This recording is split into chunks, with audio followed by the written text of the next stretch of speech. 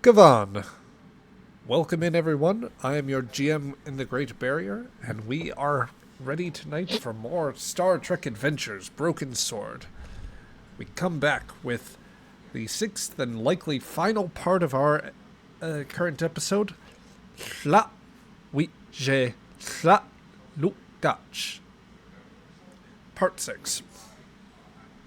So, before we get started and engage with a recap, I have, of course, shoutouts for our usual crew.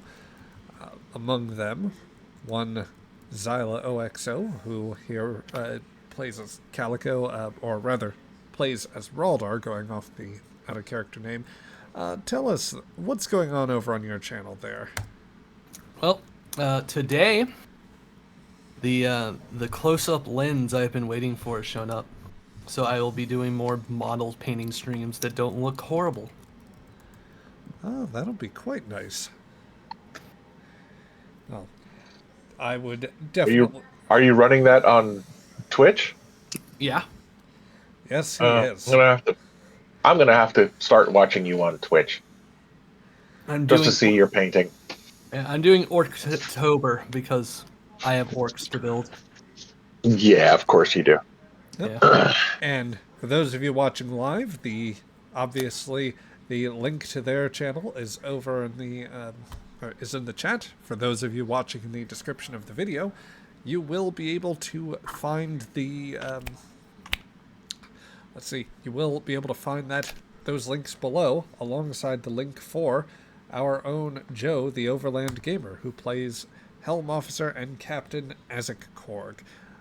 Tell us, what do you have going on over there, Joe, and any other announcements you might have? Well, we started playing the Lego The Hobbit last week, and we've been having fun with that. And we're getting everything ready for the Fallout for Hope Super Stream event that's happening next month. We had a big event happen today as people loaded up Fallout 76. The Fallout for Hope was on the opening banner in the game. So Bethesda has been gracious enough to recognize the organization a little bit more than they have in the past, and to give us a shout out actually in game was kind of a big milestone. So it's really cool to be a part of that, and yeah, it's pretty exciting. It'll be going from mid-November all the way till the end of the year, I believe it is. So stay tuned for more information on that as we get closer to it. Very good. One final programming note for anyone that's coming here to watch live and did not see the last part of this adventure or went through our YouTube archives. I will say that I apologize. The last segment of the previous segment had some errors, well, numerous errors crop up, and I have been painstakingly working to basically run damage control on that. Part 5 should be up. I may well drop this part. I may well go ahead and drop it next week. Or rather, I may go ahead and drop it still this week, or I may wait until the other is set. Just listen in and or keep your eye open on social media on YouTube, and we'll update you as we can. But if you are coming into this without having seen the last stream, or at least what parts of it were working well enough, we'll give you some context here at the start. So, but yes, as one parting note, I am glad to hear first off that Bethesda is recognizing that there, and the link to that will also be here in the description as well as in chat. So let's go ahead and get into this last stretch here, guys. When last we left off, the Jan had been caught partway in its first leg. It had been incapacitated after running into an obstacle, a set of rocks that or in an asteroid thicket that had latched onto the hull, that were reducing that were steadily cutting into its power reserves, and that were cutting into its ability to even escape the maze, allowing some of its competitors to catch up to them. Amid this situation, quick thinking by the engineers allowed you to fix things. I actually, coming back to think about it, believe it was Traven who struck at the inspired idea of essentially reversing the polarity on the hull in order to dissipate the charge. At any rate, he was the person that performed the action and allowed you to escape from the maze and still retain your lead. Most of the other competitors seemed to struggle through the maze and had not caught up with you by the time you had made your second leg. The only one that you know has followed closely is the bird of prey, the Klingon ship, the Horn of Mavag, who arrived at the micronebula that you entered in the second challenge in very recent timing. So, moving us around here.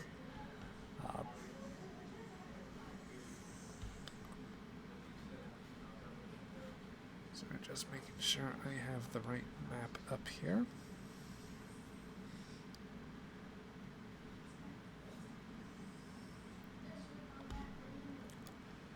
Okay, so the Yon, having launched from Mastacal, has now closed its way towards, and then departing their secondary target here, had made their way to a micronebula on the very edge of the, on one edge of the circuit. Within this micronebula is a subspace corridor near the last beacon you would need to interact with. That will take you clear way on the other side of the map and bring you close to a neutron star, which represents your final challenge of the Mastacal qetlogh. The Yon opted to take a difficult path, dealing with the problems posed by adverse interstellar conditions. With each instance, the nebula was proving to be quite a significant obstacle, but thankfully, Azek, as a talented pilot capable of sorting through the difficulties of the nebula, has managed to overcome the difficulties. You have actually reached the very end of the nebula track, and the Yon is now situated just outside of the beacon when you received indications that back deeper in the nebula, it seems as though there are photonic discharges, suggesting torpedoes are being fired. As you know, only the one other ship was even close to you at this point. You suspect that it is them firing, but through the nebula, your sensors cannot tell you what they are firing at, and nothing suggests that that there is another ship in this section, not one that could be seen by normal means. There's a mystery, there's likely battle, and Chemok, having fired off a torpedo before you set off in their general direction, and invoking questions from engineering, there's a moment's challenge or question from your command, and we had set it in this situation just to determine whether, like, how others would react. Tabak, you were getting patchy bits of this conversation between the ship's captain, which is presently being broadcast on ship-wide. You have pulled your head out when you heard something about battle in the nebula, be it concern over your own situation or of a possible call to honor. Thus, the very last moments I'd left it on, Tabak was asking Azek for a slow explanation of exactly what is going on. Sounds good. Yep. So, Tabak, you get out from under the console. Azek, you... Or out of whatever access tube I'm in, tweaking things. Exactly. We're in the Klingon version of that scene where Scotty has crawled up into the tube to fix things, and only it's a lot more jagged. Yeah, it's rectangular rather than a cardboard tube. Yes. So, Azek, you... Chemok is... What is going on? Well, it appears that Hemok decided to defy my orders and fire a torpedo into the appearance of a battle behind us.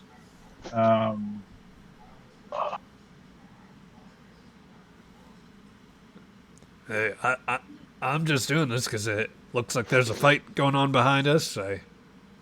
I feel the call to battle, and I thought we should do something about it. The Klingons fighting. And we don't know who they're fighting, so they could be dishonorable Pataks, and I don't want to say I didn't try to help a Klingon take on some dishonorable Patak pulling an ambush or doing any sort of other stuff that... The rules of this race mean we don't shoot at each other without being shot at first. Did they shoot at us? Well, no. They and then we have nothing to do with their fight. But I'm not shooting at another racer. Somebody outside of the race must be shooting at them. But what if that was a racer? If they're not shooting at Hemok, don't make me remove your head. You follow your captain's orders, or I'm going to send you straight to Grethor. Oh, okay. I don't want to have my head removed.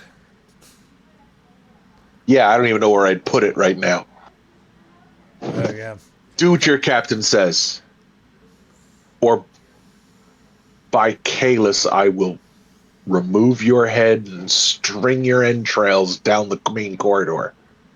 Oh.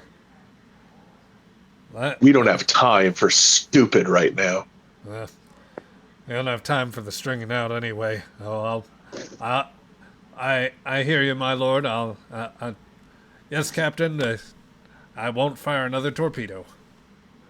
Unless you're told to. Yeah. As it is, Azek is already going to have to figure out what to do for your punishment. Yeah. After we're done. Jayaj tlha'wI, which is an understood, my lord. Mm-hmm. All right, Azek. Azek, is there any other stupidity happening out there? Let's see. Azek purposely ignores the path that we just took through the nebula and says, "Nope, we're fine."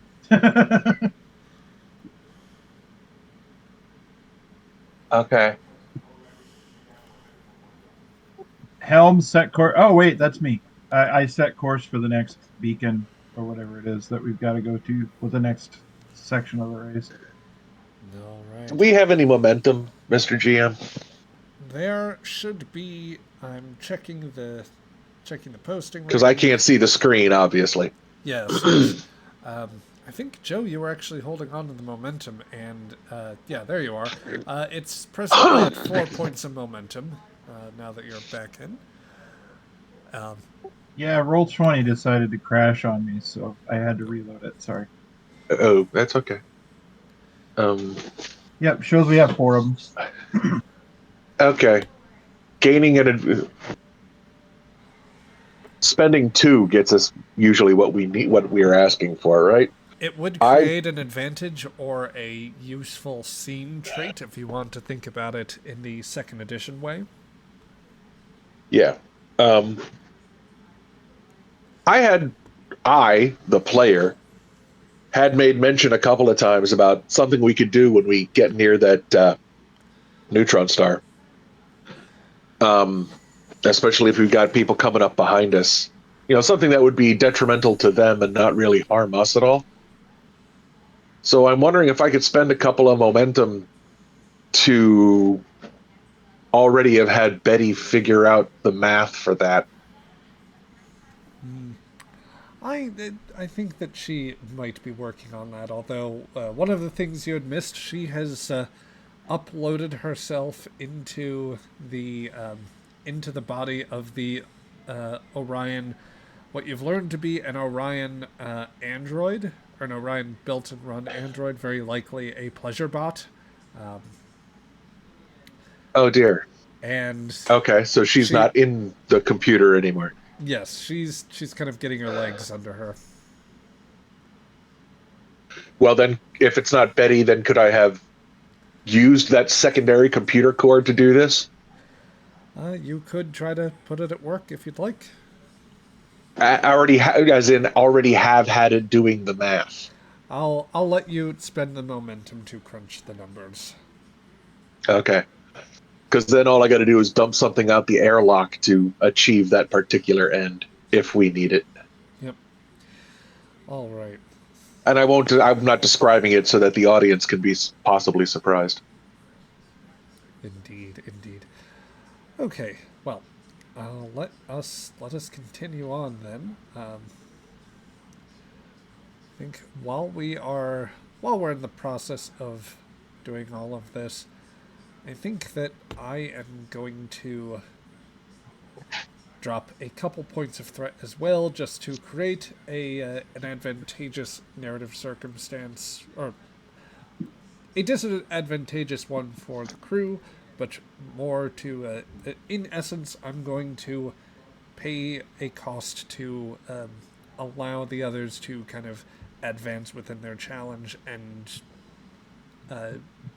close in on the nebula relatively quickly. So you may advance to the next stage here, and we'll go ahead and put you guys. We'll put you guys outside as Azik, you take them into the subspace portal.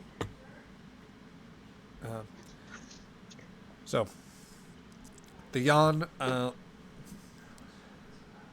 comes on to where its nose is pointed towards the corridor, and the corridor entrance, passing close to the beacon near its edge. As another bit of data gets transferred in, you are given the advanced sequence that will take you to you are given the next sequence of code. Your next goal is to head to the neutron star and complete the course there. So, as you enter the corridor, there's a bright flash before the screen, and you feel, even with the dampeners, a slight rumble to the deck plates, a slight feel of acceleration as it pulls you through. It equalizes out pretty quickly, and the light persists for a few moments until you find yourself back in normal space, where, Azik, you may re-engage warp drive. Okay, make it so. We spent two on that story advantage, right? Correct. Yeah. GM, I have a question. Drop. Yes. Would the scanners have downloaded information on the portal as we went through it? Yeah, you could have picked up information about the portal as you crossed through the corridor. That would be awesome. Do you want me to roll for that? I will not force you to roll for that unless you would like to make a task to better understand the corridor. Is there anything in particular you are wanting to know about it, perchance? So since this is one of the first portals we've encountered, I want to gain as much information as possible so that way I could possibly look for other ones as we travel out in space. Okay. I'm going to call this reason plus con. and I'm going to ask you for I'm going to call this a difficulty of 2 for the task. The ship may assist you with sensors plus science or con. Can I get science or con maybe? I'm giving you reason and science for your personal roll. Oh, lit. Awesome. Okay, I thought you said reason and con. If I did, that was a mistake on my part. I apologize. May I use my sensors focus? You may. Awesome. Here we go. Wow. You It is up to the ship. You are, well, no, because you didn't succeed at all, I don't believe that you could do that. Tell me, I don't recall, did you use your alert trait from since your last Ractigino? I have not, because I got my second one. Yes, I recall that declaration. Traven ran back to the galley to get a little bit more Ractigino. In which case, you could re-roll one of those d20s. So, Come single on, die. We got this. Wow. Okay. Well, at least you're not too jittery, but, geez, that's a 19 and 2 16s on the die. At least there's not negatives. That's the best part. Yep. All right. So, Traven, you may engage. You don't learn anything new. This is a bog standard subspace corridor. There aren't many of them, but some do dot the space lanes, and you would have vague knowledge of them. They are an occasionally useful way if you're trying to get somewhere useful, provided they go that way. But chances are, unless a new one should appear by some spatial anomaly, chances are most of them are already mapped out, either officially or by by smugglers who might use them for other nefarious purposes, basically. Gotcha. Yeah. In this case, this one, based on the navigational logs, which, Azek, you have the readout on at the moment.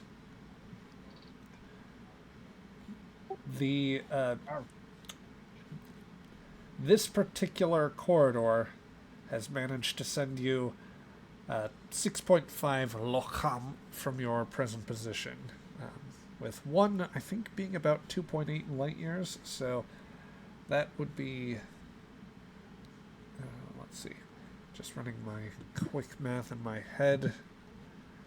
2.8 times 6.5, that'd be about just a little over 18 light years. So nothing to sneeze at. Still on course then, Vopri? We are on. Now that you have engaged warp engines, we are on course for the neutron star system. Captain, I will advise that as we approach, there will be considerably more difficulties than we had encountered previously. It is a Class 3 neutron star, and it is we must plot a careful parabolic course in order to not be crushed by the ship's gravity or pulled in. When we make our parabolic course, the gravitational waves will disrupt warp drive, so we will need to rely on a combination of impulse engines and momentum from the course taken. As an additional note, the gravitational waves from the star will affect shields, sensors, and gravitational shear will, of course, weaken structural integrity if we do not succeed. Mr. GM, is this being broadcast through the ship, or are we not doing that right now? I don't imagine anyone has turned off the all hands thing. So from the bridge to the engine room to the quarters where the other Klingons have been sitting around as bumps on a log until damage control could be pulled up. Your possible fate and potentially gruesome death is being broadcast throughout the ship. Oh, yay. Okay.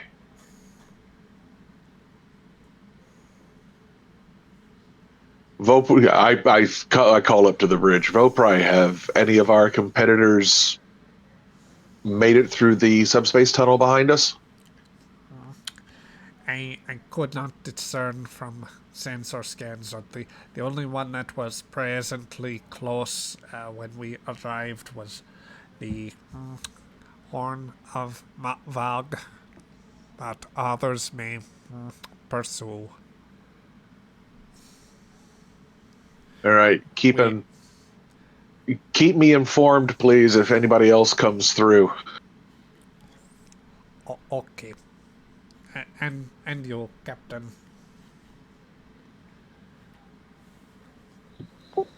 There's probably no way to put something out in front that we can while we go through that turbulence. I'm thinking like whiskers to help guide us when the sensors go off. We're a warrior ship, not a science ship. Vopri, will the gravitic distortions simply collapse our warp field? Or will they interrupt the functioning of the engines? I believe that if I understand the phenomena correctly, we could not properly form the warp field. Though the other engines may have increased difficulty functioning on the escape course. Okay. How much time do we have before that could possibly happen? You mean until we arrive at the neutron star? Yes. I would say our present distance is 0.6 locom in closing. So if we have a plot convenient amount of time, we would have at least one scene. If the engineers want to do something for free, we all right. have So I'm going to. Hey, don't. Listen here, you little shit. The GM is talking. Yes.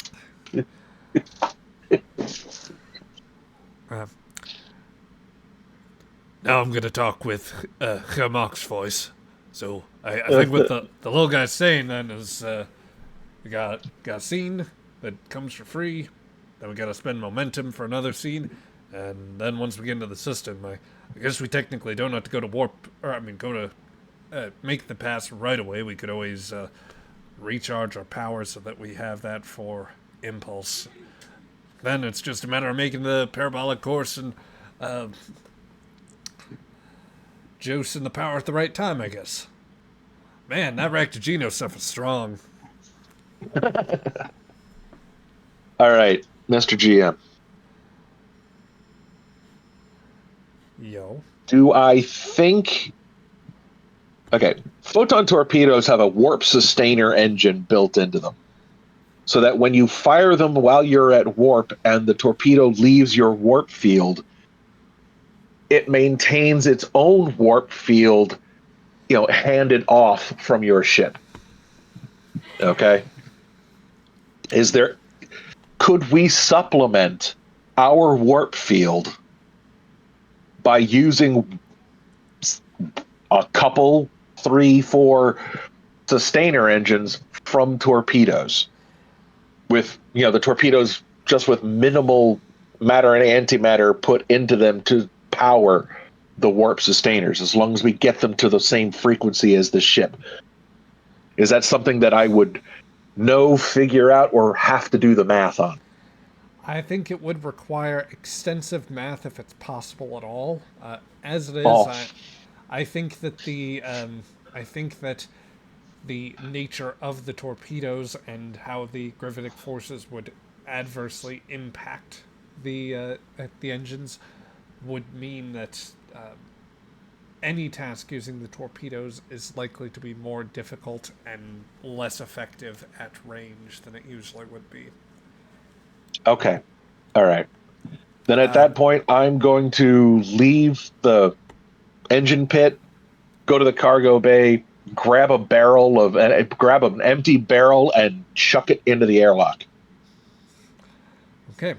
Well, let's Because go. I've got that math planned just in case someone's coming behind us.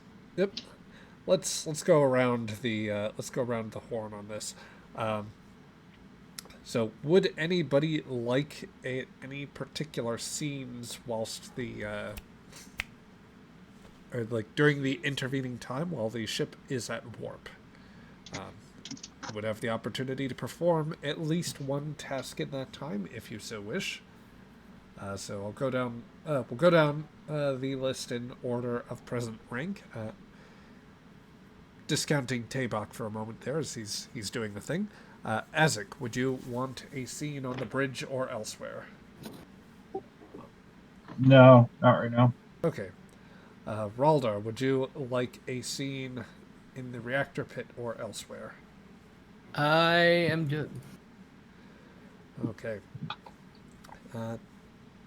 Traven, would you like a scene anywhere on the ship? Was there anything that you would like to do?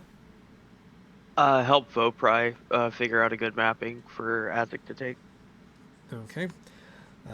Sean, well, for Tabak, would you like him to do anything before he, or once he gets back from wedging the barrel up into the airlock?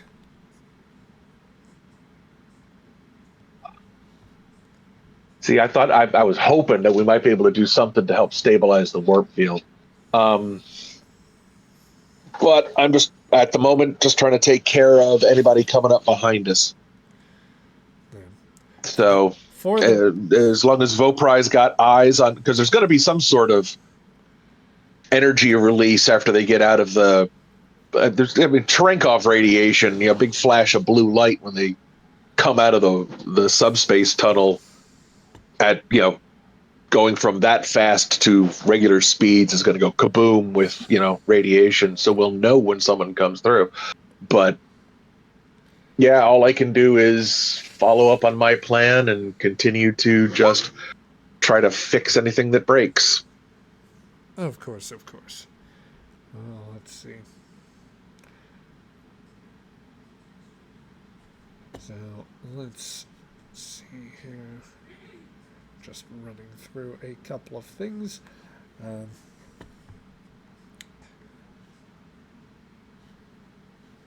All right. And then, Ray, I see you're in now. Welcome in. Of course, if you need a moment to get things together, then I understand. Otherwise, the Yon has made it out of the nebula. They are on course for the neutron star, so there is time for one more scene before everything is out. I was offering everyone the opportunity to interact with anyone or do anything that they might have wanted to do. With Betty in a newfound body, would you want Davis to go off and do anything right now? At the moment, I'm driving in heavy traffic, but if someone could play She's Got Betty Davis Eyes in my honor, that would be super chill. Oh, dear. All right. So, let's see. At this point, let me look through here. So with nothing really doing on the scene end at the moment, I will tell everyone what? I have some rolls that need to be done, and I am just going to modify the challenge to see who is able to catch up with you. If anyone, basing that on a set of rolls here, and I'm going to set a modestly high difficulty task just to see if anyone is capable of catching up. I would hope that they would, but we'll see on this here. As it is, since there's no other scenes planned, I think it might be a good idea for us to take 5 and just get things set up for the last scenes here. Or for the last challenge, that is to say. So would you guys be amenable to do that and just take 5 for bio break / driving, whatever need be done? Sure, if you need to take 5, it's fine. All right, yeah. Because about anything else going on here, I've got nothing at the moment. So, chat, we will be back in just a few minutes. I am going to get things set up. I'll have everything muted for us now, and I will remember to unmute all of us on a timely basis. So, players, you can talk amongst yourselves, discern strategy, figure out what you need, and of course you can ask me any questions there. But let me just put us on a quick BRB screen, and we'll get things set here. So, all right.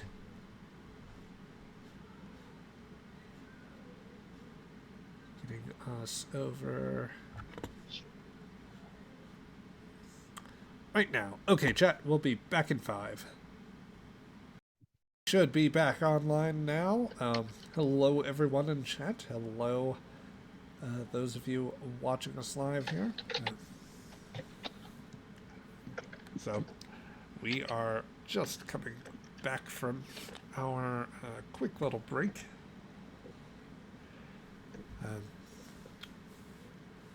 Let's see. I am going to put us on a... I'm going to put us back on the screen with... let's see. As we come back, I am putting us back at the Yon, which is presently at warp, steadily trying to reach the neutron star. You have cleared the nebula. You did so without engaging in a potentially risky battle against something that might be hiding in the depths of that micronebula, and hopefully you are going to preserve a solid lead. During this time, your crew has been preparing for a pretty what seems to be the riskiest. During this time, your crew has been preparing as best as you can to embark upon the final and most risky part of the encounter, specifically a parabolic course around a neutron star, which will take you. It will take you on a very difficult course. Though, as we get back into things, I think Mr. GM? Yes. I just realized something. What's our power situation like? The mains are running at 50%. Because we're going to need to ramp up internal gravity and inertial dampeners, because as we whip around this neutron star, gravitic tidal forces are going to be really, really horrible. They're going to want to align the ship nose first, forcing it nose first to point at the neutron star. Hey, Sean, the player. Yes. Real quick aside. This is all fantastic insight. It's great. You want to know who should know it? The characters that you are playing with, and not directing at the GM. I understand that. No, my point is we're gonna have to ramp those up, which might require more power, I think. Otherwise, we're just gonna get squished in the nose and in the engine compartment under something like 30 gravities. Yep. We're fine. On the bridge, where So- Azek is convinced that the crew is fine, Vopri is placing up Vopri is placing up some information on the bridge, like on the screen. At this point, I am going to say that you are. I will deprive you of the fun graphics from last time. And just have Vopri relay information by word of mouth. And as we approach, we may be able to use the neutron star to our advantage. And as we approach, there are variable work tracks that we could embark upon as we engage the course, though I suspect difficulty will increase by an increment. And given that this is a Class 3 neutron star, even the easiest course would be at a minimum difficulty of 3.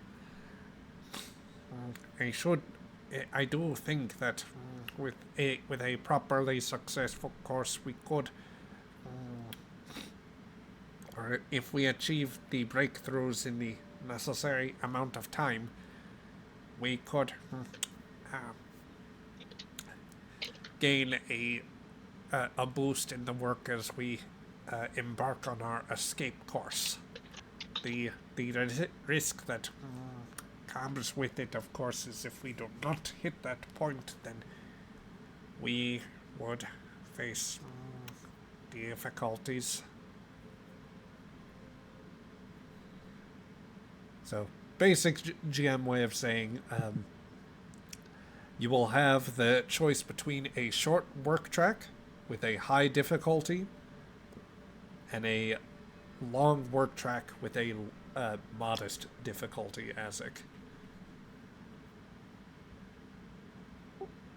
That'll be easy. The dice love us. We're gonna be fine.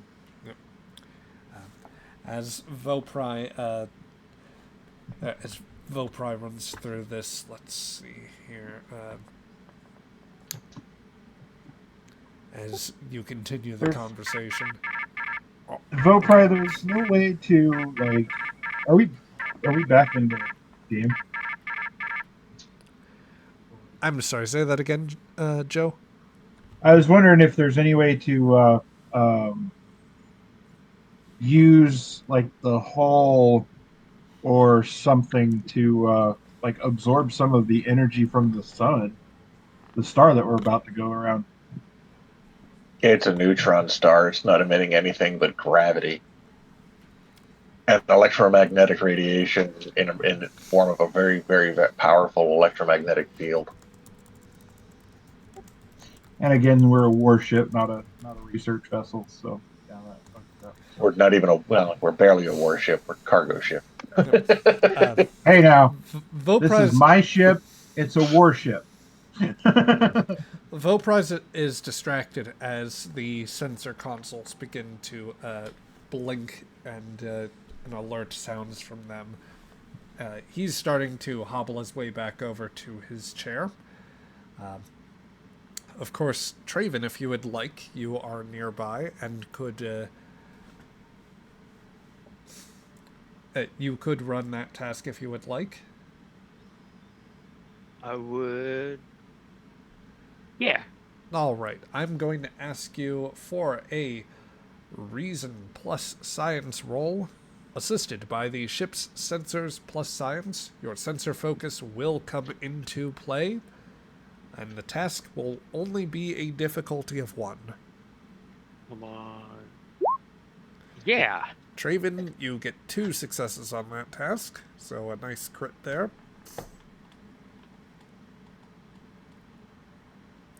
And then would somebody be willing to grab the ship for us? That would either be well, at this point, I think right now, unless Cheesy pulls double duty, that would either be Joe or Caligo. I have it pulled up. I have the sheet pulled up. What do you need? Sensors plus science. Sensors science. Oh! Oh dear, that is Wee-woo. a complication.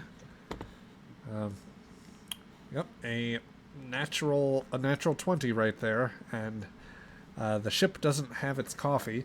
I will say, you do have, if you would like to correct for this, the ship does technically have the reserve power available trait active, which, as a reminder, since we have been playing around very slightly with just small elements of second edition, you could treat that as the ship's determination effectively. And it could allow you to re-roll its dice pool there, if you would like.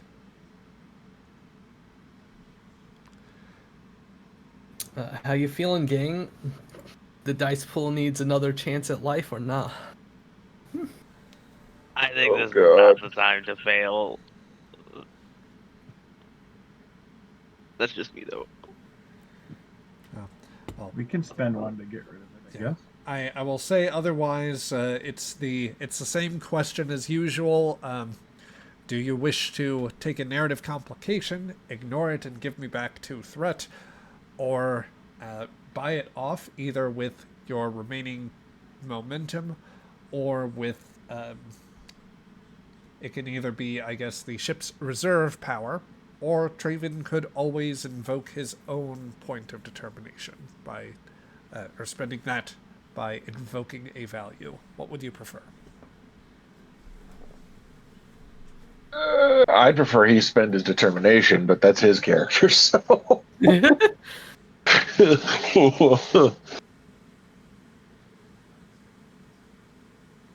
That's my 2 cents. Who asked for this again?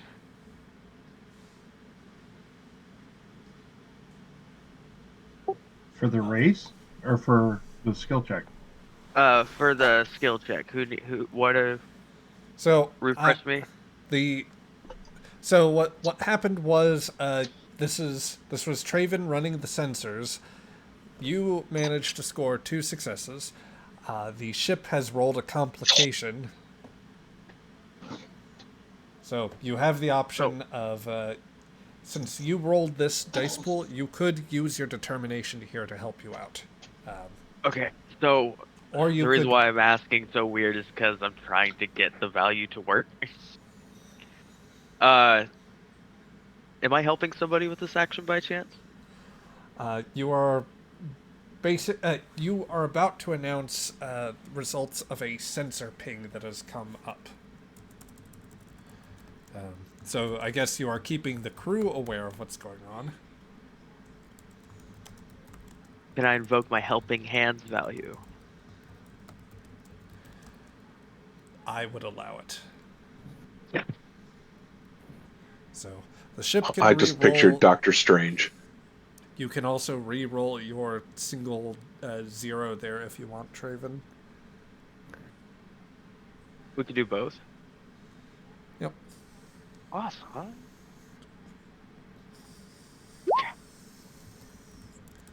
All right, so that re-rolls the 0 you had, Traven, giving you a total of 3 successes.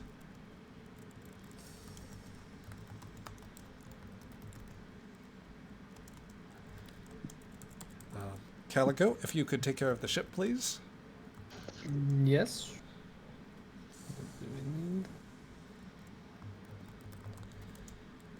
Doesn't he always take care of the ship? He's the engineer.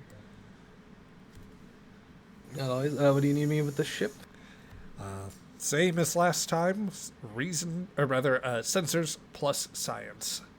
All right. Hope will be upon ye. All right, so that is now a total of 4 successes, meaning that you have exceeded the difficulty, and you are running at. That will give you 3 points of momentum back. And Traven, sitting at your console, you look over the sensor telemetry coming in and detect the telltale signs of radiation bursts coming to aft with the follow-up subspace signatures of warp fields.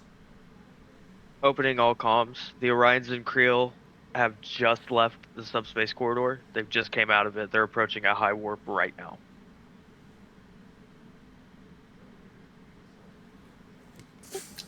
Roger that. Thank you. Are they shooting at each other? Vopri, who is now at his desk, is following up and saying, I see no signs of weapons fire between the two. All right, Vopri, can you project at this point what their courses are around the neutron star? Vopra just blinks to nobody's. Just looking at where they're pointing and where they're going. Do you think you can configure probable courses? Forgive me, tlha'wI, but that is not possible. They are headed in this direction in the broadest interstellar sense, and will be significantly closer when we. They will be significantly closer to our location by the time they have to commit.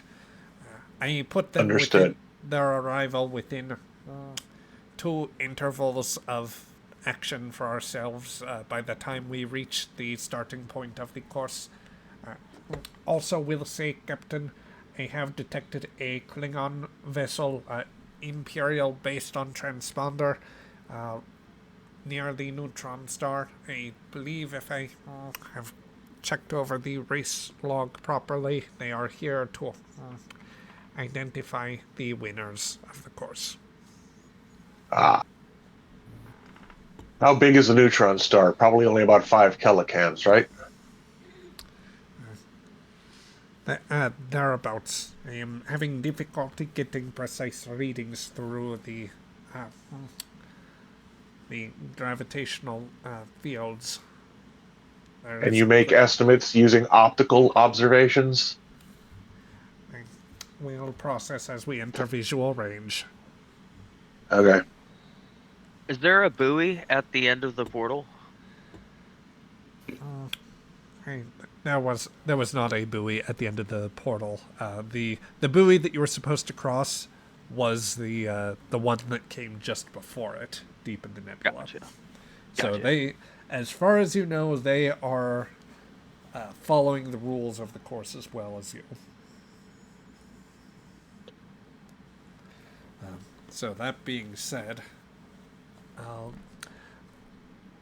at this point, Azek, you see that you are kind of approaching the edge of the system and the decision point where you would have to pick your course. You can drop out of warp, and I will say you don't need to immediately engage engines if you want to do any other status checks. But from there, every task you do will take a couple increments of time, and you will have to decide on the options for the course that you're going to take. So let's see here.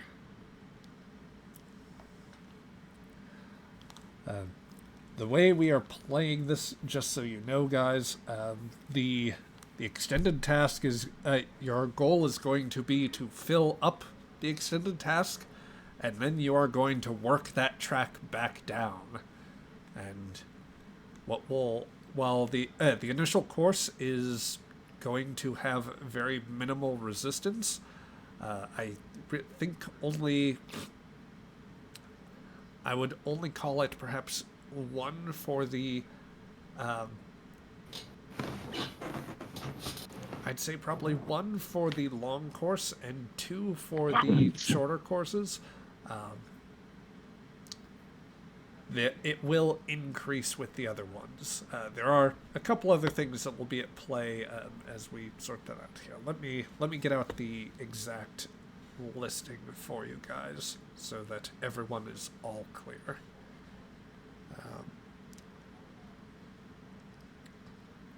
Let's see here. Just going back to this. I am pulling right off of my list, and I will explain it out.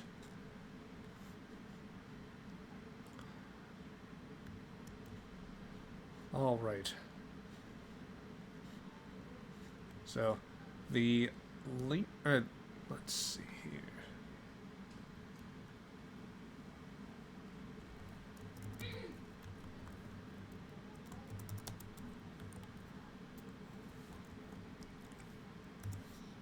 So, the most difficult of, well, starting off here with the different courses, as you approach the neutron star.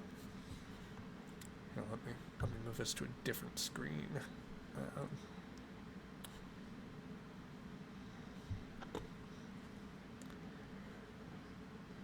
Get off this thing. Come on. All right.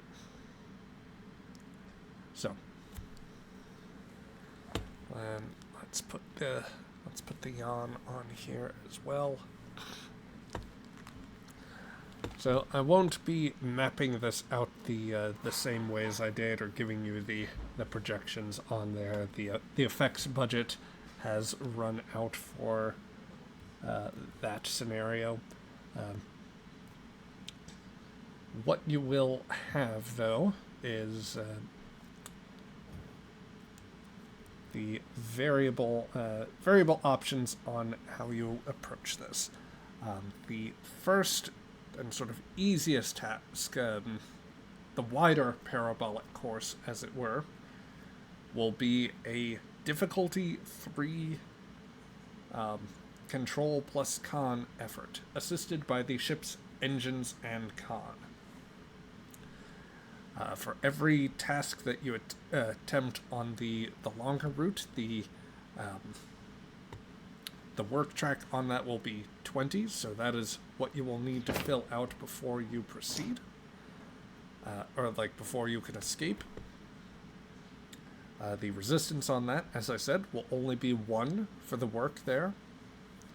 And indeed, as you get closer, you may get a little bit of bonus work to help you out. But on escape, that is also that will flip around a little bit. The difficulty will still remain at 3 for the escape course. The resistance will likewise increase to that amount, but you will get a slight boost on your escape course. So essentially, as you go in, or like as you leave, the momentum that you build up with the impulse drive will help you escape for a little bit. The most modest, well, rather the middle course would run at a difficulty of 4, with a work track that you need to fill out of 17. And once again, resistance going in will be 2.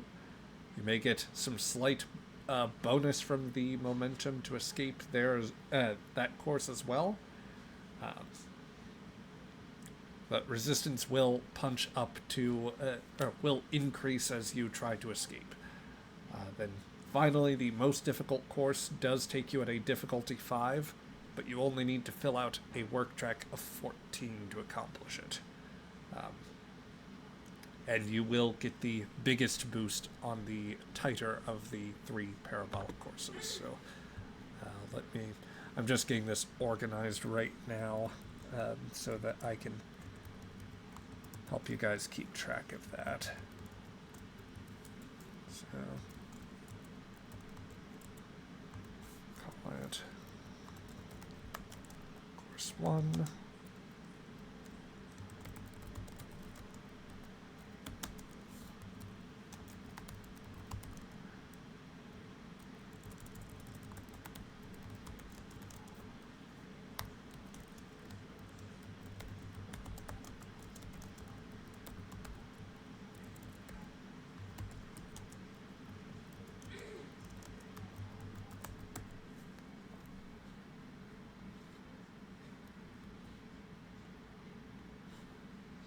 let's put this in general for you.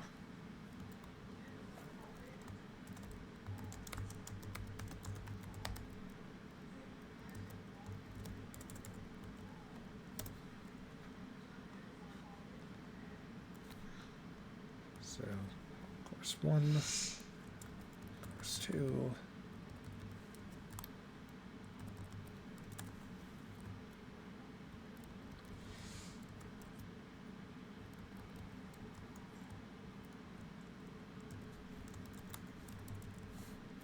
All right, so putting the last one up in front of you guys now.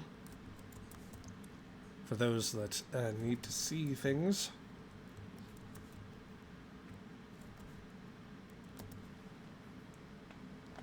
So, if you would like a moment to talk here, then you guys can strategize on what you want to take.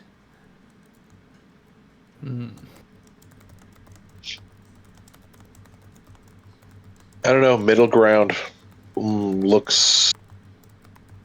I don't know. Even the middle ground is nasty. What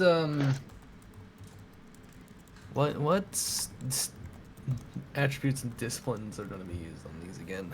This is a control con task for whichever track you take around the neutron star. The only way that you can actually hope to escape is to fire this at impulse power. It is going to require a combination of the impulse engines and the momentum that you build up on the approach. That is why, as I've alluded to, there will be some bonus work that is done that you are given depending upon the track that you take. I see.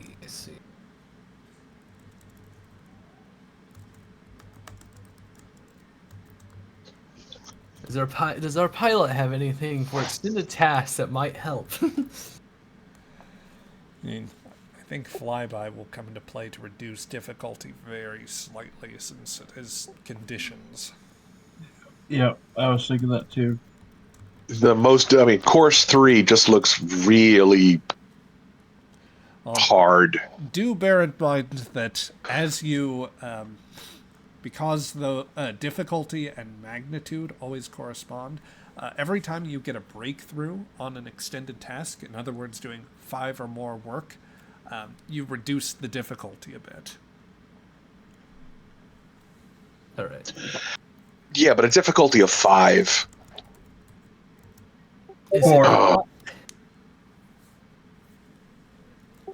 Flyby would reduce the difficulty at least by 1. Is there any way I could assist with engineering? Such as, extra calibrations on the engines. Well, if you're going to do anything, Raldar, the big thing to keep in mind is that the impulse engines, every time you use that for the task, it's going to consume a point of power.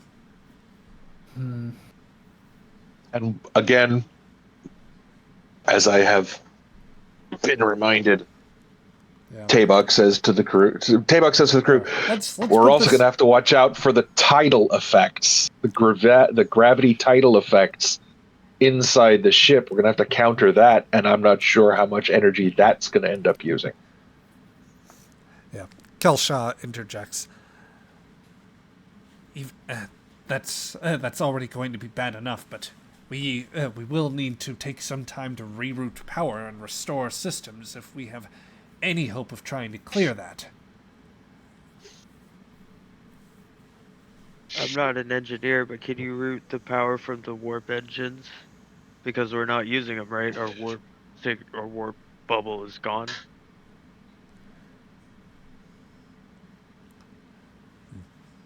The engines are what supply the power to the ship anyway. Yeah, we're already using it for power. Dang. We could take all the weaponry offline. We shouldn't need to use it. We can divert any standby power that was going to the weapons and try to use those as well. My vote. We could reduce. We could Oh, reduce. We could reduce life support to bare minimum.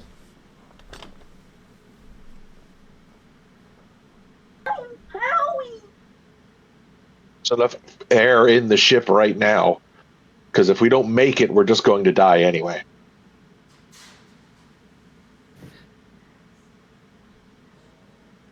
We can't turn off internal gravity because, like I said, we're going to have to deal with tidal effects that can reach up to 25 to 30 Gs at either end of the ship.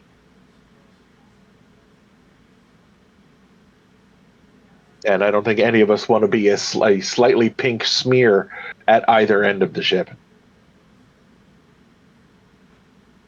Do not.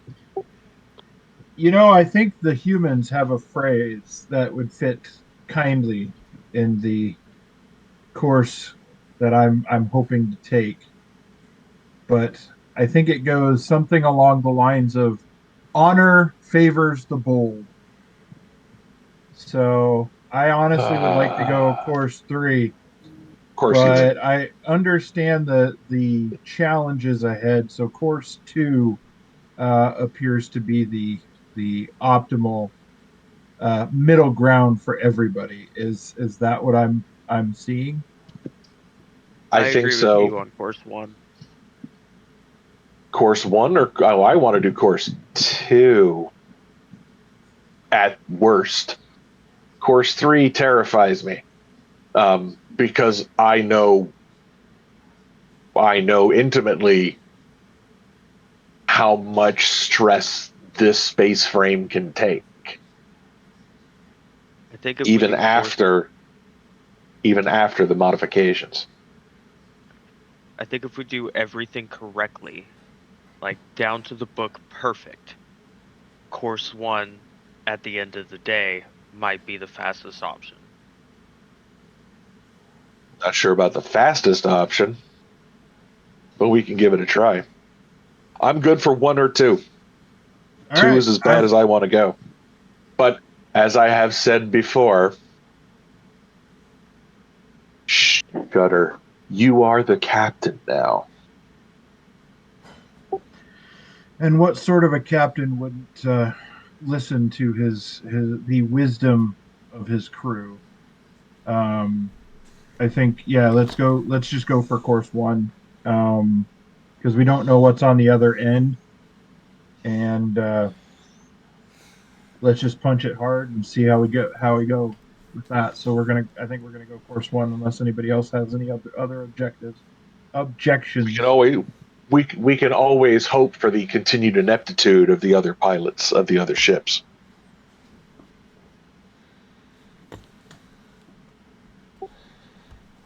Kresic, Raldar, what do you think? I think this whole enterprise is a foolish exercise.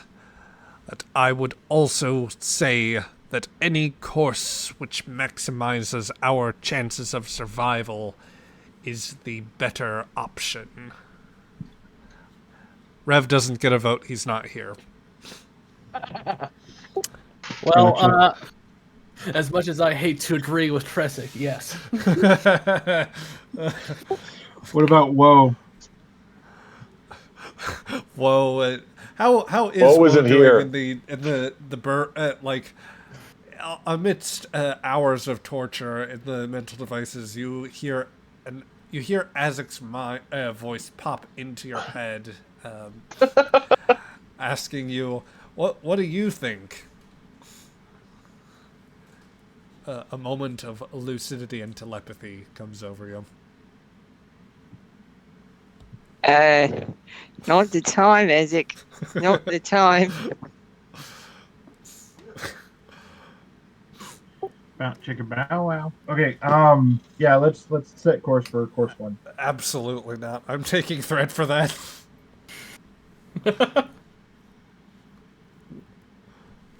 Not that much threat. Okay, so I'm hearing the decision is on course 1. Are you now you have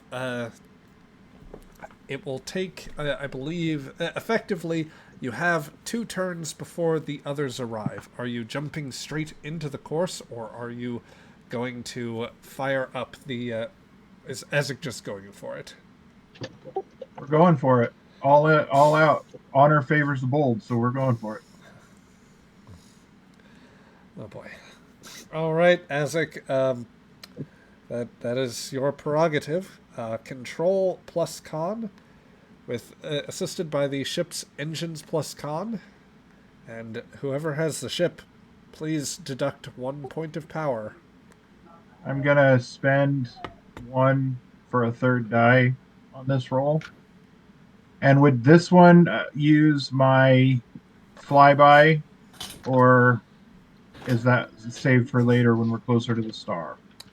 I think the flyby would depend on it right now. Or, well, no, the flyby would count because even at this less difficult course, you are still contending with the gravitational influences. So that is going to be a... let's see, it's a base difficulty 3 roll. That reduces it by 1, so it's a difficulty of 2 as it kicks up the impulse engines. All right, we're gonna punch it. Okay. Azek scores 4 successes. Somebody please roll for the ship and give me engines plus con.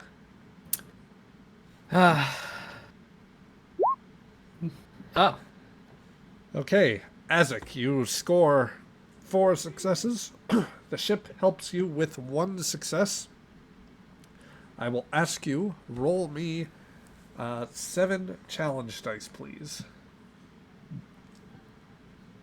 Which, as usual, I take 2 plus the work that you are doing, or plus your discipline for the work that is done. So let's see, that is 4, 5, 6, 7 points of work. Resistance on this course is only 1, so taking your furthest course, you are now on... let's see. You are now... okay, you put 6 points on the work track. So, out of 20, that is 6 points. So out of all of that, we gained what, 4 floating momentum, or 3? You gain 3 points of momentum. Can we spend any of that to go straight back into power? Let me take a look here. I think that about the only way that would usually apply, well, like, looking over this right now.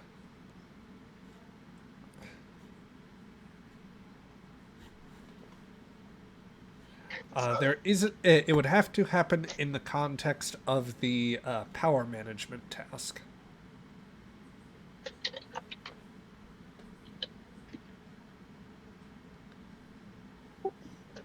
So it would not apply here. You can spend the momentum to help your extended task in different ways. Okay. As a reminder, let me open up the extended task sheet, where I've documented some handy-dandy ways to assist on those rolls. So, if I spend 1, I can re-roll those 2 that are zeros.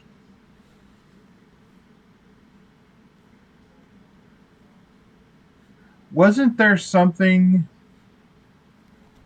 where you could spend 2 momentum on a task to swap one of the dice? You basically take one of the dice as though you rolled a 1.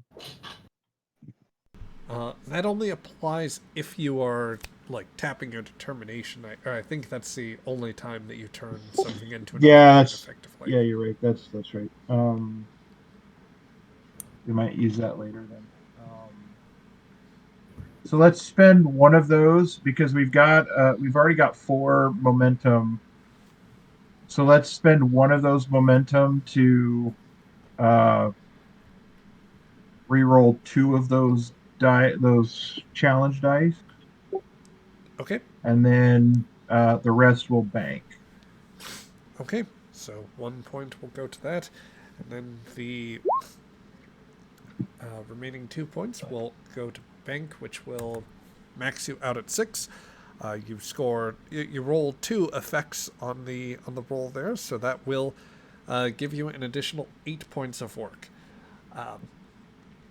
which I will make a note of in the Roll20 chat here. All right. So yeah, as the crew is preparing for this, all of you feel the ship lurch forward as the impulse engines roar to life, firing quickly into quickly towards the neutron star on the furthest of the parabolic courses. While it does give it the widest berth, there is a steady rattle that is felt in the deck plates, a rumbling that any engineer would recognize. Down in the engine room, as a matter of fact, as the moments plays out, Kelshaw glances at the power consumption in a bit of disbelief. Quicha! He's taking us in. We haven't had time to route power.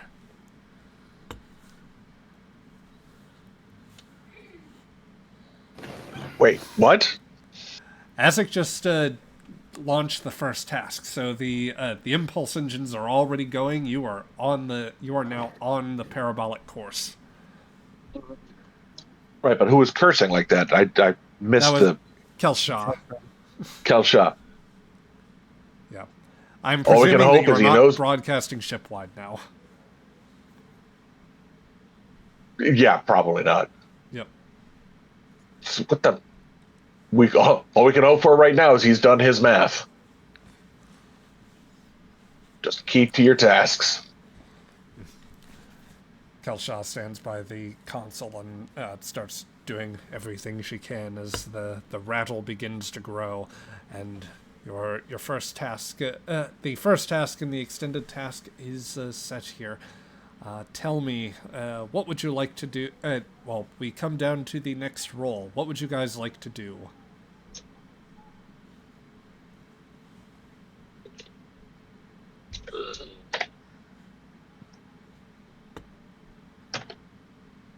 I know that Tabak is not his piloting skills are nowhere near Azek's, bare minimal, to be honest. But if I were to find a panel and tap into Vopri's sensor feed, could I real quick program it to just keep track of the other 2 ships and, when possible, plot their courses around the neutron star? So that I can feed their courses into my formula for what it is I want to do to one of them. I will, as a matter of the fact that you had spent momentum for that advantage earlier, I will let you do that. Mm-hmm. Like, Tabak is, at this point, Raldar and Kelshaw are handling power management, and at that point, that is kind of the game for them. And even possibly for the Creel gentleman that is joining you down in the engine room. So that's... all that is to say, your focus could be elsewhere during this. Okay. But yes, the question would be, however, while this is going on, what is the next roll you guys want to make? You can continue on the extended task. You could roll a different task, but if you do, I must advise complications may ensue. And in that case, my vote is just to continue with the extended task, because that seems to be the smart option.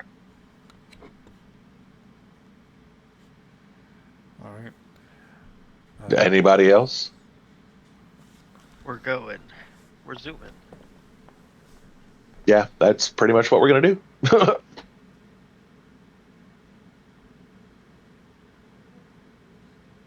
Anybody else? I say continue the task is fine. There we go. That's all the votes All right. we need at the moment. Yep. Azek, conduct your next task here. This will be Control Con. This would be a base difficulty of 2. You're definitely dealing with the interstellar conditions now, so flyby once again takes effect, meaning we are down to a difficulty 1 task.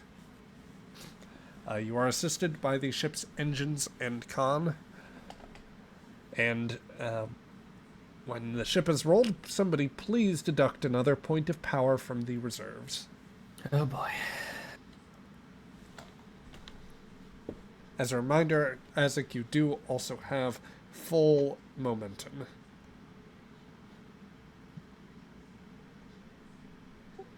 Oh, well, that's good. Yep.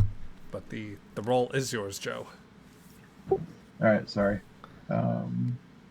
Let's spend 1 to go for 3. Okay, 1 point of momentum is being spent. That means the task roll will be 3. That is 4 successes on the board with that. Engines con for the ship. Correct. Okay, that is 1 additional success for a total of 5. Joe, when you get the chance, please roll me the 7 challenge dice, and we will see what work is done. That's Oh junk. no! That is only 2 points of work. I will note you have 4 points of momentum incoming. Okay, so we're gonna bank at least 1, and I'm gonna use one of them to re-roll 5 of those dice. All 2s right here. All right. Enter in. Remember when you change the challenge dice there, Joe? Just press 5, then click Enter before you roll. That should allow it to reflect the change. Very good. So that is now 4 points of work on top of that. So that is another 6 after that re-roll. So Can we spend? So we've got. We had 4. We banked 1 for 6. Spent 1. We have 2 floating right now, right? correct. Can we have spend 2 of them to story-wise make the sun or the star affect our opponents? Just slow them down by uh, single turn. I think that'd be fair for just two dice, maybe.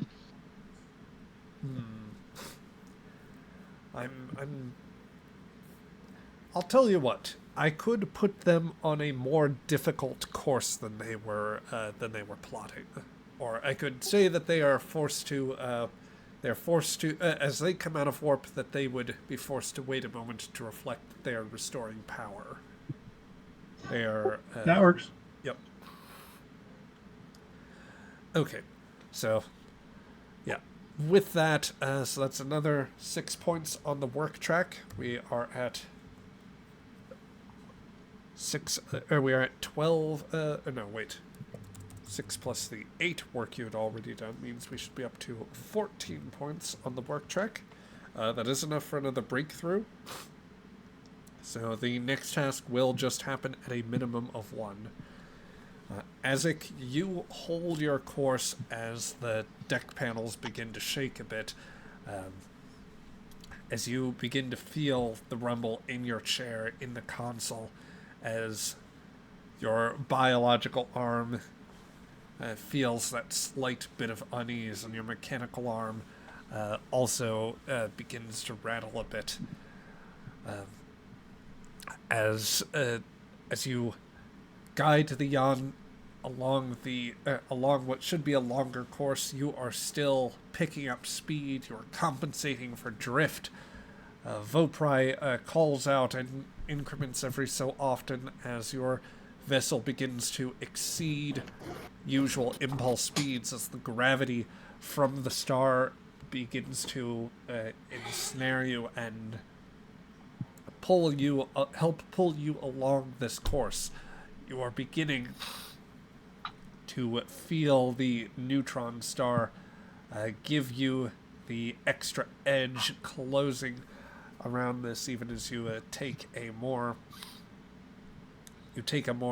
circuitous route. Despite that, you pass by this what should be inert, but is nonetheless a very like in terms of cosmic forces, is a very much felt interstellar influence.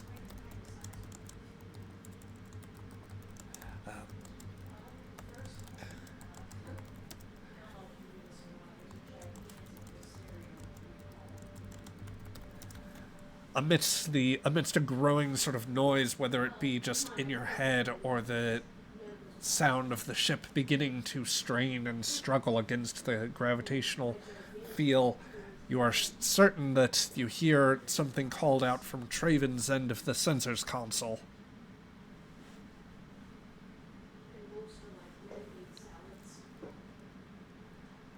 If you'd care to bring that bit up there, Cheesy. You alright? The Krill have dropped out of warp! Who did? The Valiant and the Krill! Are we still at warp? No, you are at impulse. Okay. You're, Okay, so they've hit this. They've hit the same electromagnetic wall. Okay. Yep. Okay. Am I any closer to plotting their potential courses? They are, because of the advantage that Azek has bought, they are still plotting that out. They're waiting they're waiting to see what you guys do next. Okay. Yes, from the reactor pit captain, from the reactor pit Tabak, you just watch as they continue to plot their next move, but invariably, Which one is ahead of the other at this moment? I would give the Creel the very slight edge. Okay. So, Azek, with most of the work track finished, with you committed as highly as you are on this, you have another task before you. All right. If you should elect to keep the rolls going, that is. Yep. I'm going to spend one to punch it up to 3 again. I am going to spend a point of threat to increase your complication range by 1. Yay! Likewise for the ship. GM, I have an odd request. Do you something you want to ask above board or message to me now? It's just a general question. Go ahead. Can I assist Azek by basically walking up to him and overhyping him? Basically telling him how awesome of a pilot he is, that he's got this, he's done this 1,000 times, it's just like any other day being Azek. Are you trying to be a bard and inspire him? I'm trying to motivate him. Bard Keep maxing. focused. So let me get this straight. You're pitching me. You want to be the hype man for the Klingon captain. Is that what I'm hearing? Is that what you're trying to sell to me? What I think he's trying to sell. Well, you know what? What are Klingon songs if not the effort for the crew to collectively hype them up? So Traven, I won't have you engage in song, but you can try to start a number here, and I would let you assist with presence and command. Or you can go for the hype thing. So I'll allow it in this case. Have a Klingon war song on the soundboard anywhere? We do not. Dang, that'd be cool. The GM can only be so prepared. Okay, so before I start my spiel, can I use my advisor talent whenever I assist another character using my command discipline? The character being assisted may reroll 1d20. I will allow that to... Oh, that feels dirty, but I'll let it happen.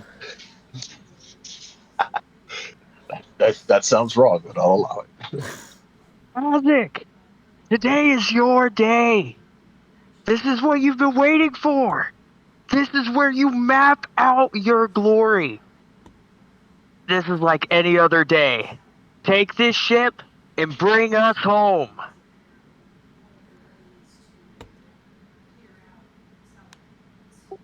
Can I, encouraged by this, and having discovered my previous pilot's music collection, is there a chance there's a Klingon version of Stephen Wolf's Magic Carpet Ride on the music playlist? I mean, of course, you haven't heard it until you've heard it in the original Klingon. That's definitely playing right about now, right after throughout the ship after the hearty encouragement. So here we go. All right. Traven, for your presence plus command roll, that is at a difficulty, or that complication range does increase to 2, by the way. May I use my conversation focus? I'll allow it. You sound so resigned. I'm a little resigned. He's trying so hard. Well, other things are going on here. That I'm not looking forward to.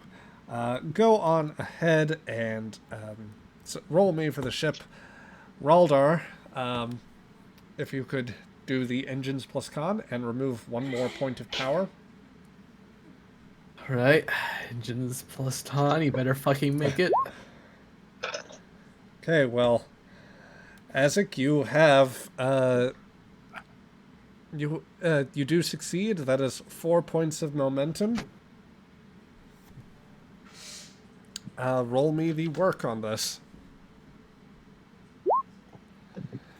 That is 3 points on that board.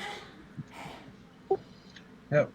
So we've got With what? 1 resistance, that means 2 work effectively coming off of that. Okay. As a note, you have 3 points of floating momentum. All right. I'm gonna spend 1 to re-roll 1, 2, 3, 4 dice. Okay. Much better. All right. So let's see. 5 of those points will be enough to finish out the work track. Wait, no. Let's see. That's 14 points of work that you had on the work track previously. That is another 7 points plus 1. That's another 7 points resisted by 1, so that fills out the remainder of the work track for the approach. I like that emphasis, sir. Yeah. So, with that, Azek, the ship begins to strain further as you approach closer and closer. Let me start that again because I didn't need that announcement to pop up on my... I'm glad my antivirus stuff is doing well, but I don't need to hear about that right now. So, the yawn approaches closer and closer as you make, while still on the widest course, you make what you know will be the closest pass on the neutron star. The course, the yawn begins to bend further around on its course. Not to say the ship is bending physically, that would be bad. But the yawn begins to hit that curve and starts making its escape on the star. So now, you you have a bonus for work that you will do on this next segment, as the Yan must now conduct its escape. Azek, give me another roll. We've got 2 floating momentum currently, right? Yes. One we banked, and then the other. Maybe make sure to fill that up real quick. Yep. There. Yeah, you've drawn a point of momentum, so you are presently at 6. You are now running down the track as you must escape the pull of the neutron star, firing up your impulse engines. This is Joe to the player Tabok. Did your character go? Is your character going to do his little magic thing with That's the plan. Yeah, for whoever is. As soon as I can get a target, I'm gonna drop the crate out the airlock. Okay, I didn't know when we needed to do that. So yeah, well, probably soon. As soon as I've got one of their courses. All right, I'm going to spend 1 for 3 dice. We should have 2 more floating, if I remember right. Yes, you could just spend one of those floating points of momentum for the escape. Well, I was thinking if we could spend 2 to have a brief moment of sensors where he could pick up a basically a sensor blip to assist him in his trickery thing that he wanted to do. I think that this is already sufficiently surreptitious for Tabok's purposes. Okay. Like you are running relatively close. The gravitic shear and gravitational waves are enough to where this is a problem. Okay. So we'll just roll in.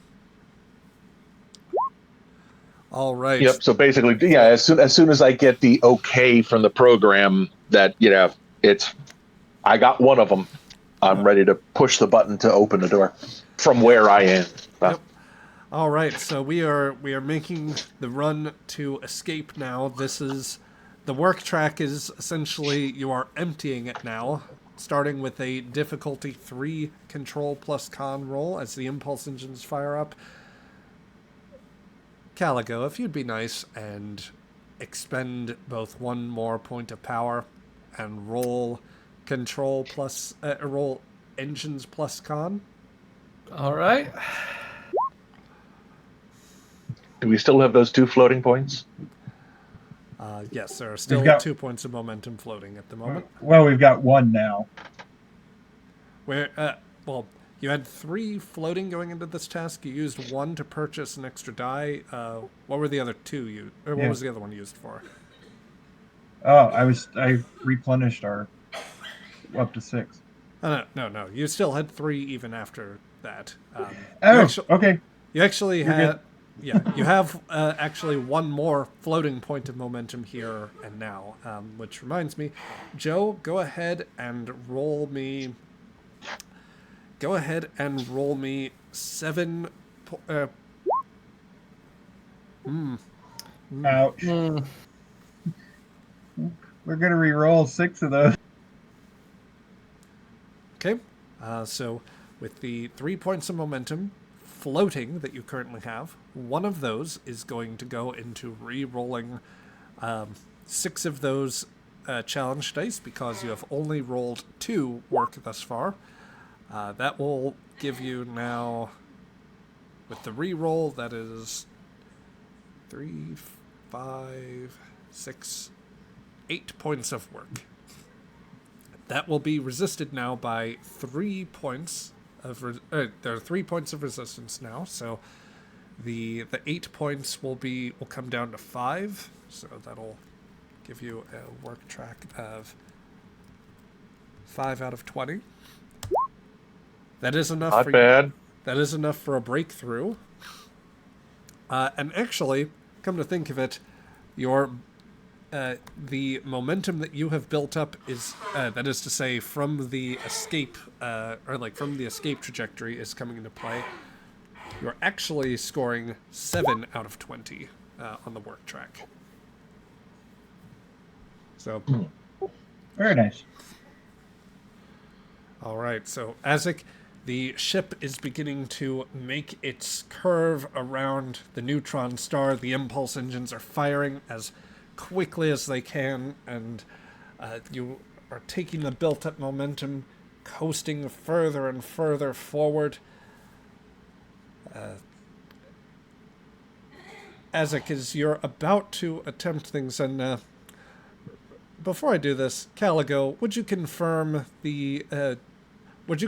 what I know to be the worst-case scenario here? Since you have... the fact we have no power. Very good. Azek, you find that you are on course, but you notice something that as your distance from the star is decreasing, there is an incremental decrease in speed.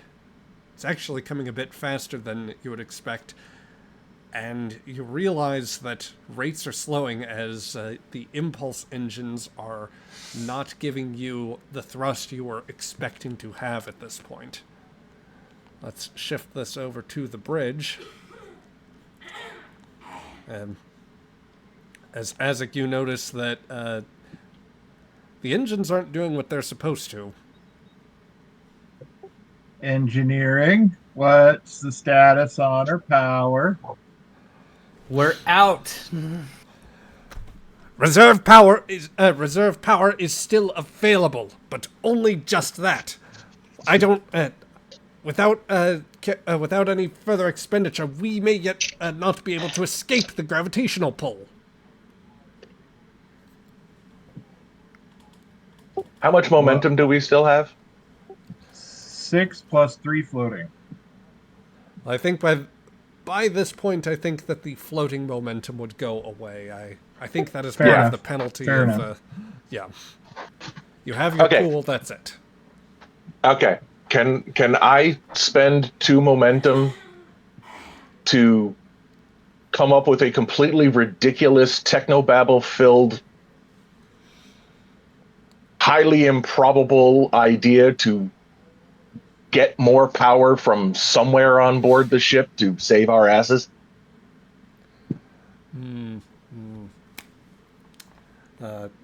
If you want...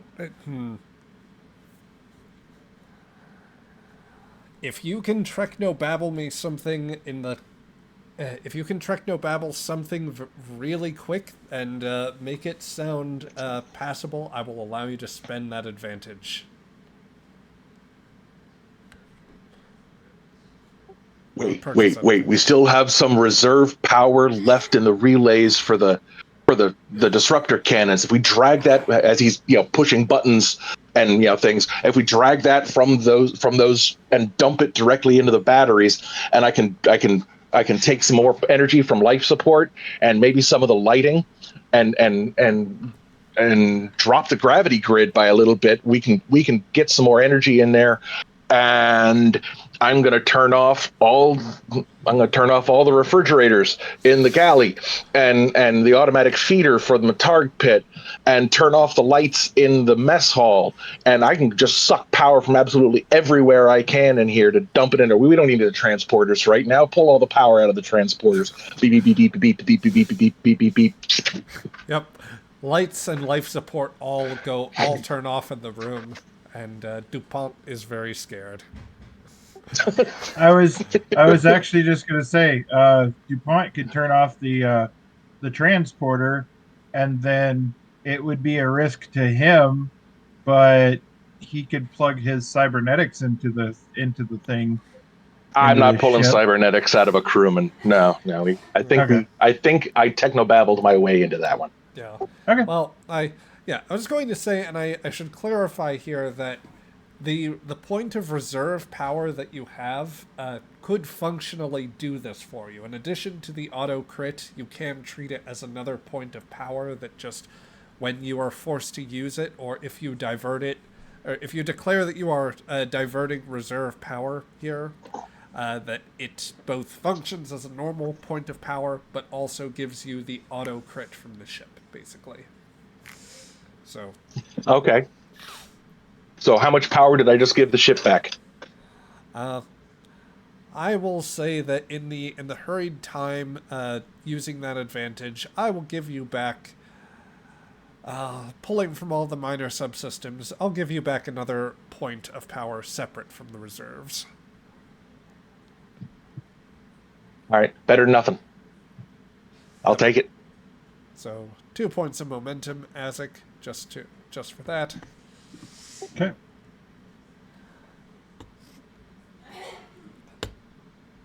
While you are doing that, I must conduct 2 other rolls real quick. I will, since the Creel were on this first, they are going to take their course. Tabak, I am going to say that because your sensor lock on them shows that their freighter appears to be taking the identical course to yours. Oh. So they're giving it the wider berth, as it were. Okay. And the other ship was a Klingon ship, right?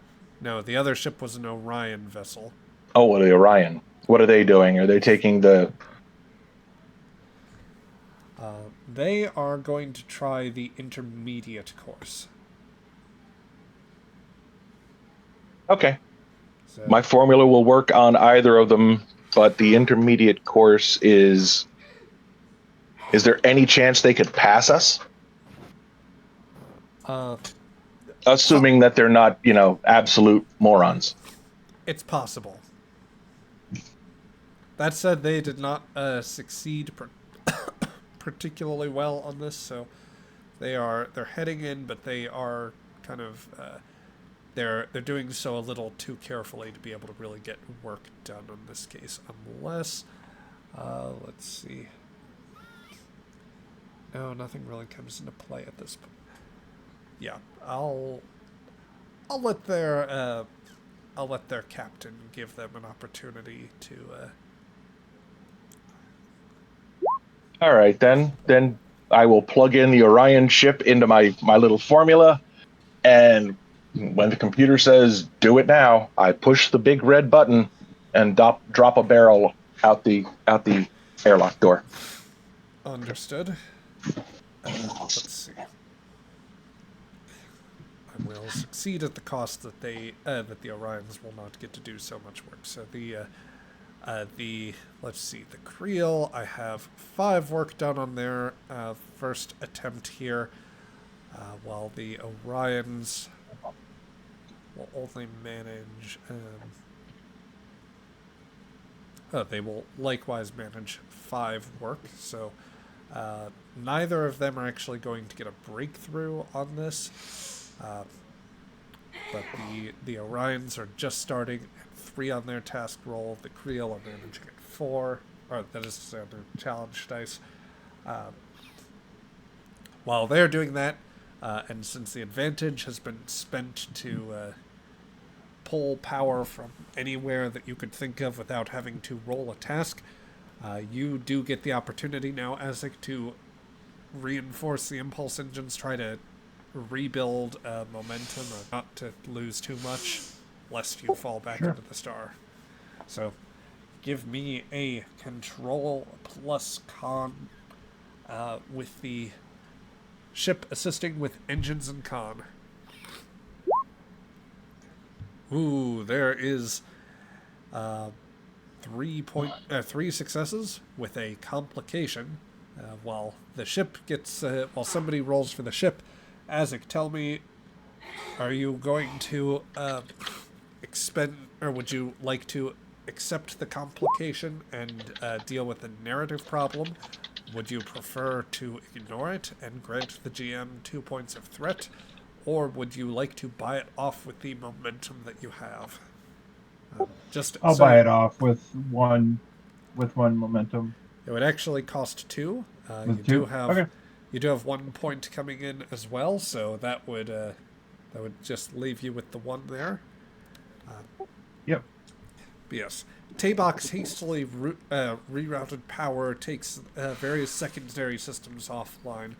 I dare say even like the bridge goes into an emergency lighting mode as power is desperately fed into the impulse engines. Fire up And that... everybody feels a couple of kilograms lighter too.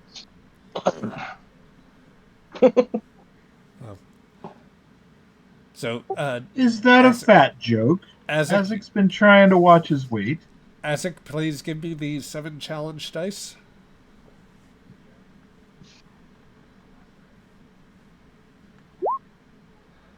Okay, that is 2, 3, 4, 5, 6 points plus the 2 work. You are still getting some momentum from the star to escape.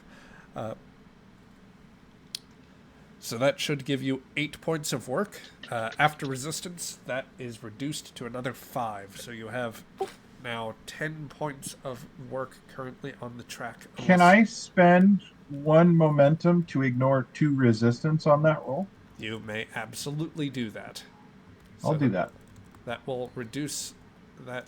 So now you have effectively. Let's see. Just making sure I have the track done properly.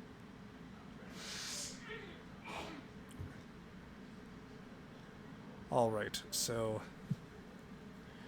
the 7 points of work you already you've just put up there. Wait, no.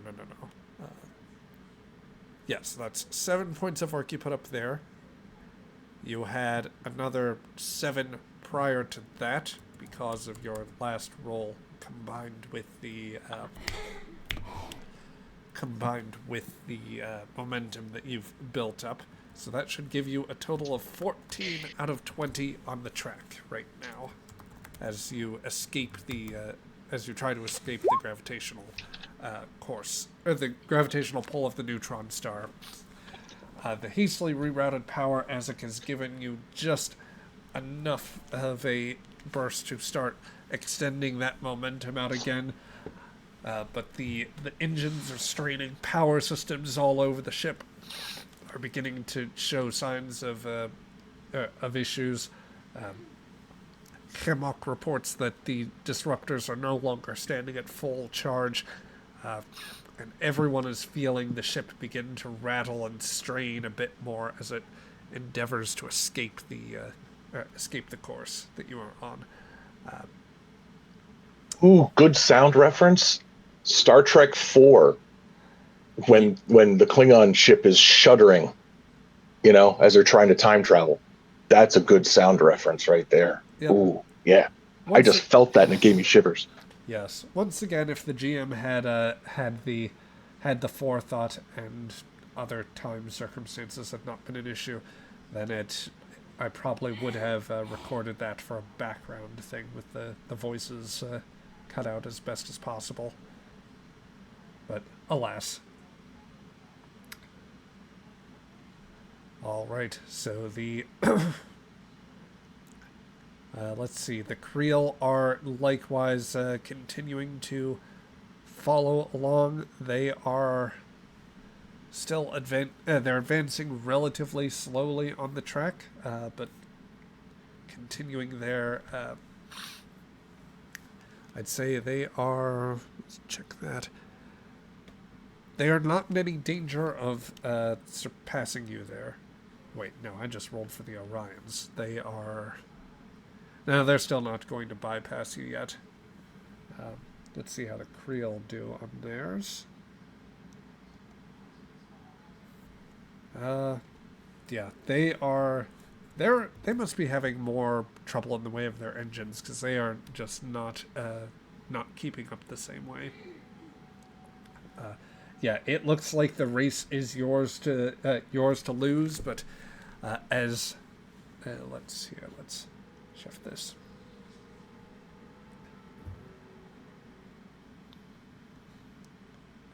Okay. So, Azek, based on the navigational sensors, and Tabak, what you are seeing, what Traven is also seeing, it looks as though this race is very much yours to lose. The Yan is still firing ahead. It is on the cusp of breaking away from the star's gravitational influence if only the ship can hold out just a bit longer. But this is no certain thing, for main power now stands totally depleted. The power has already been shunted from secondary systems. Raldar, you recognize that at this point the engines are unlikely to be able to give out or put out much more without tapping the ship's emergency reserves, essentially. And they and the impulse engines that are still working despite much protest are the only things left keeping your ship from they're the only things giving your ship the possibility of escaping to deep space and to not be pulled back in and rendered asunder by the gravitational forces of this long dead star, this dead hand that seeks to pull you in with gravity. Azek, you may attempt a final task if you are willing to. If you guys are willing to commit the reserve power on this task. Gonna have to. I believe so. All right. How much momentum do we have left? You 0. have no momentum. But because you've scored breakthroughs, this is now a difficulty 1 task to escape. It is still control plus con, and rather than having the ship roll in this case, it will have an auto crit. And with your single success, Azek, that is just enough. As you press forward, as Raldar, you shunt the reserves into the impulse engines. The ship groans and strains as parts of hull begin to ripple and stress. Bits of gas begin to shoot out along the bridge from ruptured bits of conduits. Even some bits of paneling come loose as the shaking just becomes so extreme. But through that last moment routing of impulse of the reserves to the impulse engines, the grills on the back take on a bright red color, and the Yan pushes forward through the gravitational forces, escaping from the gravitational pull. In the moments that you clear, the sound begins to recede. The rattling ceases, and everyone is gripping their stations firmly as the vessel is beginning to clear up. At Vopri's console.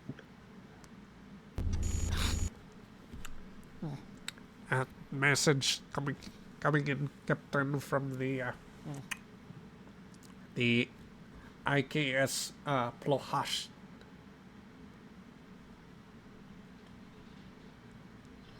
Do we have enough power to open communications? We can receive.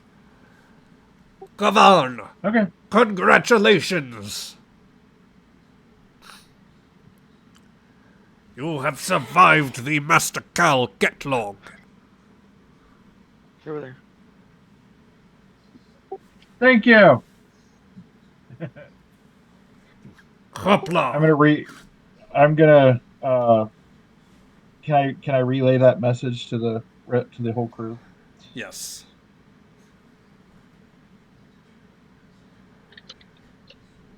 With that, the word is rebroadcast. The Yan has succeeded.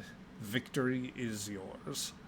With all the honor, glory, and a not too bad prize coming coming from the in terms of Darsex that gets sent along later. And a business deal. So let's, with that clearing up, let's go ahead and skip ahead to later on in the as I put money in this. the Jan return. Some hours later, the Jan returns to Mastical. Other vessels beginning to return. Some that were forced to abandon the cause. Others that simply follow you after followed you after attempting the course. The Orions and the Creel, I'm going to rule, both survived as a matter of principle. But yes, you return back, and you sensors show that just about every vessel that you would have recognized has come back at this point. If any of you want to ask about particular ones, you may do so. Otherwise, you can simply proceed back to the station and enjoy your spoils.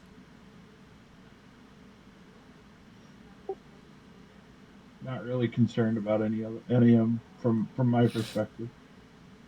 Just trying to figure out how to make sure we get our power back safely. Yeah. Well, in that time, I will say that some power has been restored. I'll give you that reserves and very basic levels of main power, or like you have partial mains back. As such, Raldar and the rest of the engineers, you might want a little bit of time until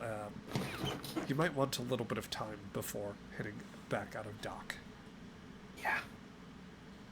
Yeah, we're gonna have to do some cleanup, some minor repairs.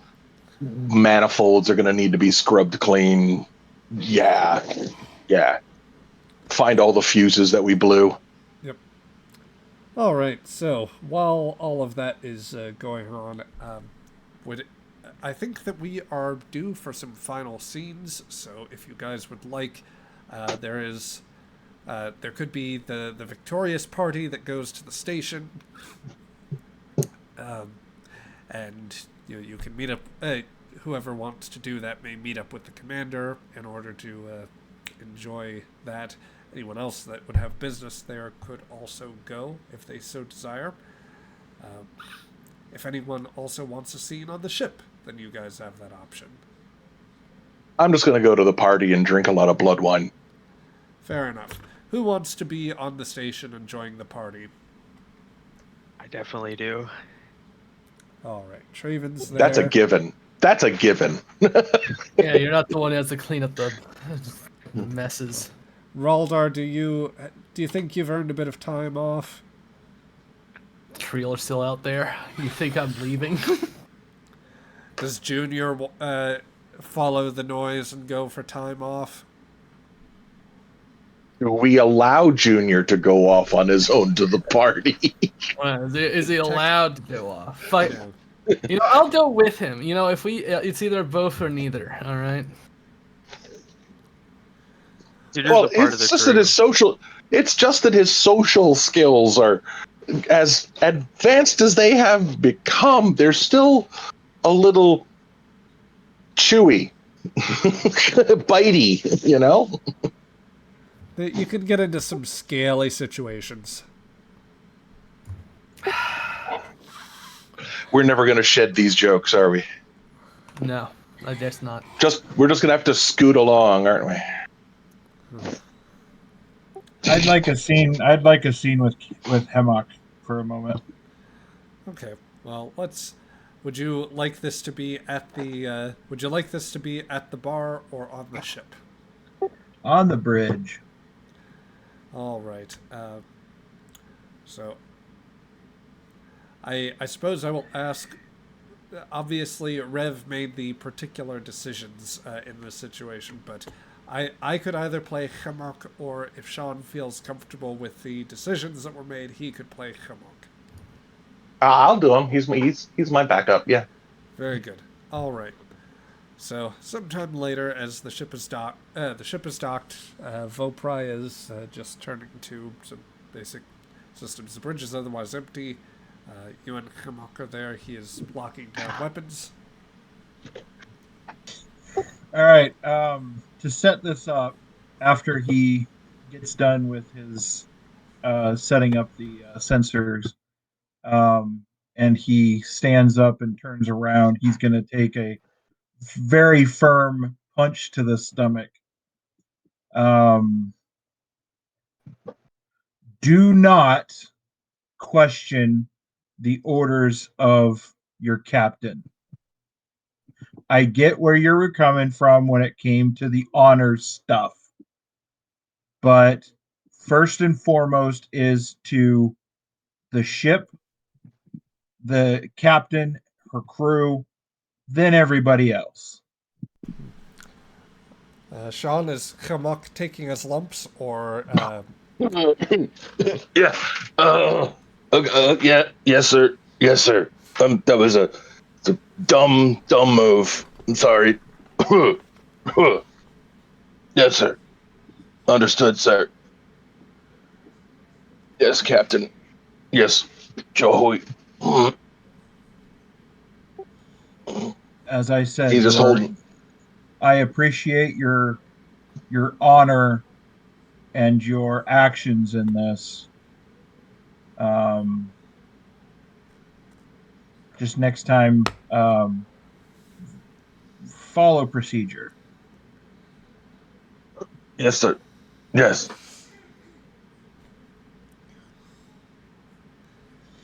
Vopry, you good for watching the ship, or do you want to join us with the party? I am not going on a station with more Klingons. Now, Hemok, let's Sir. let's celebrate this victory over some good blood wine. Yes, sir. I have to finish closing down my station. Yes, sir. I'll join you in a second. No, go ahead. I'll shut her down. No, sir. This is. I do not mean to. I don't want to sound like I'm arguing, sir, but I have to. This is my duty, not yours. You led us through this. The glory is yours, sir. Let me finish my job. No. Please. The glory is all of ours. The honor is all of ours, but I respect your station as you were, and then I'll as I leave. As soon as the bridge doors close behind him, Hemek just stands back up. Because he was bent over holding his gun. He just stands back up, finishes his job like nothing happened, and mutters to himself, "Man can't hit harder than a child." Spectacular. All right. We're at about 5 minutes till, so I think that with that closing thought, we'll just have the uplifting music comes across as the scene plays out. Traven, you are between drinks, and between drinks, you're getting updates on your pad that some additional Raktajino is being will be sent along your way, and that there might be some interest to be put in touch with a member of the House of Cord for a modest deal in perhaps the next season or so. I send our thanks and give them contact information to Azik. Yeah. Azik, as you and others enjoy the revelry, Raldar, would you pay much mind to the other patrons at the bar, or are you more focused on keeping an eye on Dar and any figures that might try to get in his face? Yeah, I'm playing Wrangler. I have to keep an eye on him because he might kill somebody. Yeah. Better question is the little big one allowed to Yes. Okay, so He has there are scenes of him taking mugs of blood wine and managing. He has to hold them very daintily. You could even imagine that the pinky claw out, as it were, as he drinks down the blood wine and politely, but forcefully, politely among Klingon companies, saying, "Another!" And Tabak, there is that blasted passenger wearing finery, and you now realize emblems of the House of Durash, who is congratulating you on your win and expressing surprise that Azek has both gotten a new arm and even more so that he's won, but he's expressing his gratitude towards you over in favor of his pocketbook, because he bet Darsex on you. As did I. Yep. So Made a fat sum. And that's fine, because if I'd lost with the amount that I bet, I wouldn't have to worry about my wife killing me when I got back home. Oh, the better to spend on more blood wine.